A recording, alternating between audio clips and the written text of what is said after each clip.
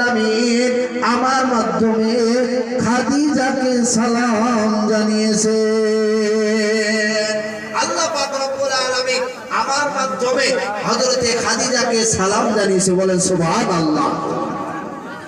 হযরতে খাদিজা রাদিয়াল্লাহু তাআলা আনহা হীরা গুহার মধ্যে প্রবেশ করলেন। হীরা গুহার মধ্যে প্রবেশ করার পর আল্লাহ নবী সাল্লাল্লাহু আলাইহি ওয়াসাল্লাম মুস্কি মুস্কি হাসতেছেন। হযরতে খাদিজা বললেন, ইয়া রাসূলুল্লাহ, আপনি হাসতেছেন কেন? হযরতে খাদিজা রাদিয়াল্লাহু তাআলা আনহাকে হযরতে বিশ্ব নবী ডেকে বললেন, ও খাদিজা, তোমার জন্য একটি আজকে সুসংবাদ আছে, আজকে একটি তোমার জন্য খুশির সংবাদ আছে। হযরতে খাদিজা বললেন, ইয়া রাসূলুল্লাহ, আমার জন্য আবার কি কিসের সুসংবাদ? আমার জন্য কিসের আবার খুশির সংবাদ?